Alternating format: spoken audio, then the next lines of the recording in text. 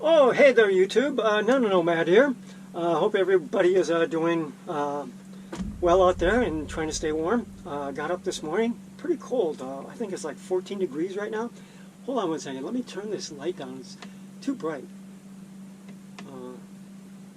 Let me get the right. There we go. That's a little bit better. Sorry about that. Anyways, here I'm sitting in my 2005 Road Trek 170 popular camper van.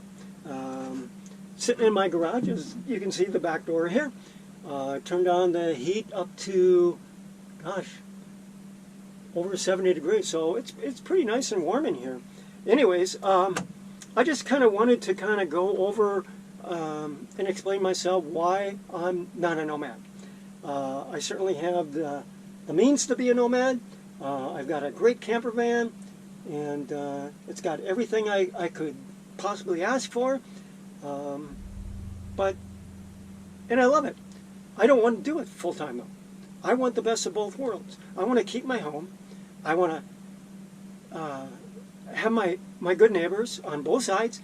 I love my neighborhood. I love the local trails and everything all around us. And I love our grandkids. We have grandkids probably 20 minutes away. And my son is in another city probably an hour and a half away. So I love being around the area. I love being around our family.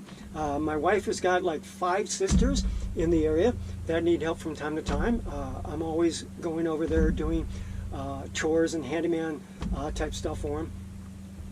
And sometimes they pay me, sometimes they don't. It's no big deal. So anyways, people need help. You know, you got to take care of family. That's what's important. Later on today, I've got to head down to my grandkids, my daughter's house, and work on my oldest grandson's bedroom, which is kind of a mess. So with 3 energetic boys, things are always getting kind of trashed and destroyed. So I'm going to go down there, help her out a little bit, and try to keep things in working order for her and her family. So anyways, I just wanted to kind of explain myself why I'm not a nomad. And I want to emphasize that I don't have anything against people that want to do that lifestyle, that want to do that nomadic lifestyle, do it full time. But there's a kind of a downside, or there could be possibly a downside to that lifestyle, in that if you're taking the time that you have when you're young, in your 20s, 30s, 40s, and you're not working for a decent employee, or you're just kind of barely getting by. You can survive. You can have a great YouTube channel. You can pull in, I don't know, $20,000, $30,000, $40,000 a year doing a YouTube channel. That's great.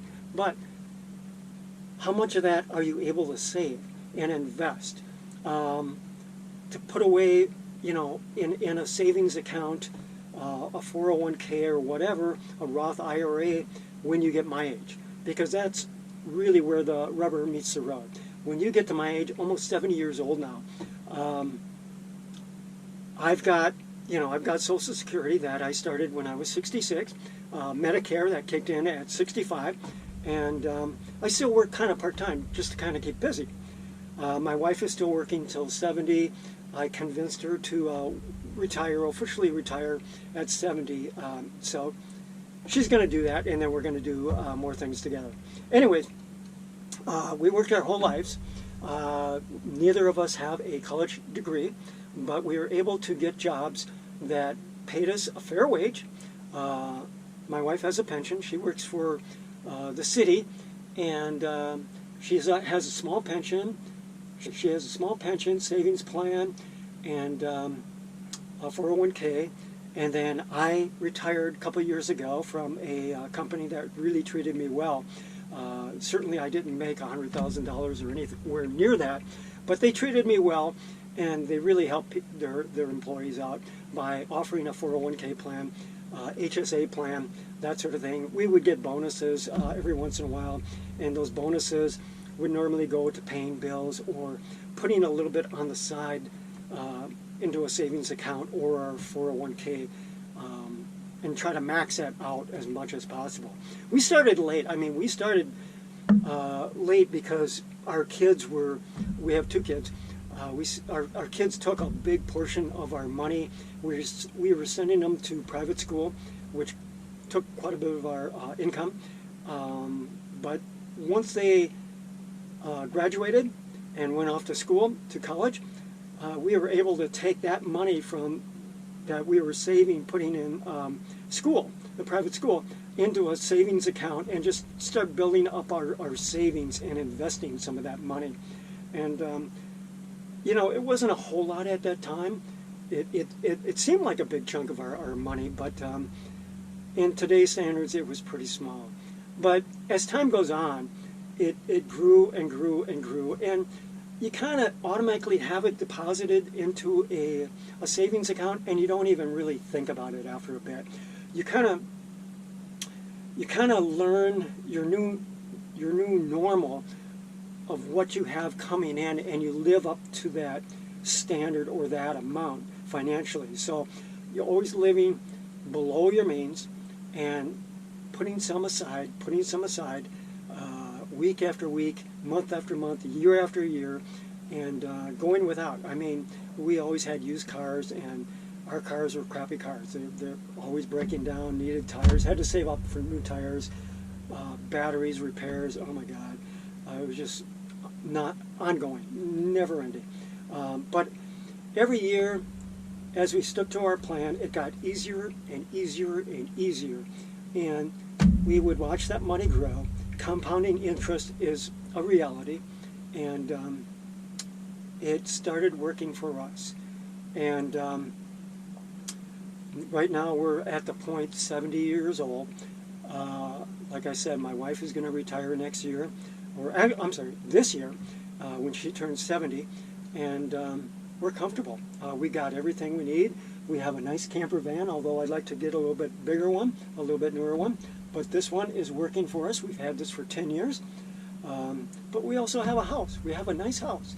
We love this house. We have a 3-bedroom home in a nice area in the city, and we have great neighbors on both sides of us.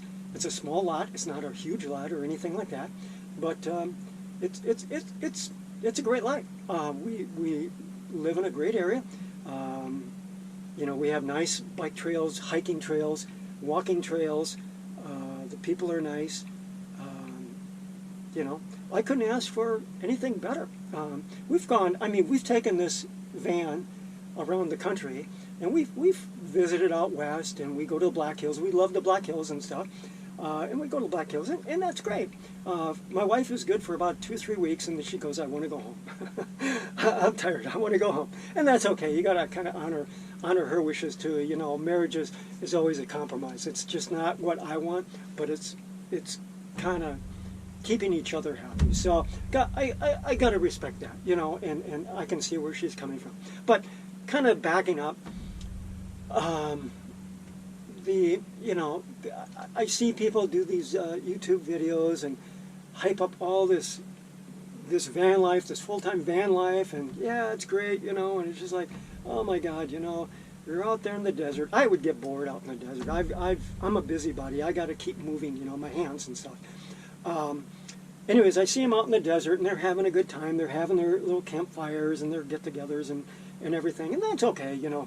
But I worry about some of those people that they're possibly missing out on opportunity to kind of work during their best years of their life, where they can make a decent income, put away money, save, have something, so when they do get to 70 years old, they have the choice to either move into a nice apartment, condo, house, rather than being stuck out in the desert living in your vehicle, because it gets hard. You know, let's be honest about it. It's just like van life is not easy. It can be very, very hard, and if it breaks down, do you have the money to repair it?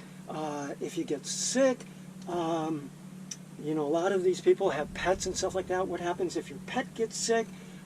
You know, it's like having another child. You gotta take care of that animal, and vet bills can be very, very expensive. My daughter, no, she has a little Springer Spaniel, and it's just like she takes him to the vet, and it's just like a couple $100. Just like, really, seriously, can you afford this? Just like, oh my gosh. So it's just like one thing after another. Excuse me here for a second.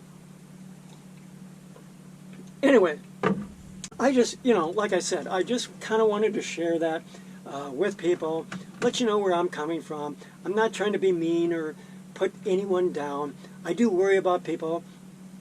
I am a parent and her family. I really want the best for them. Where's my son?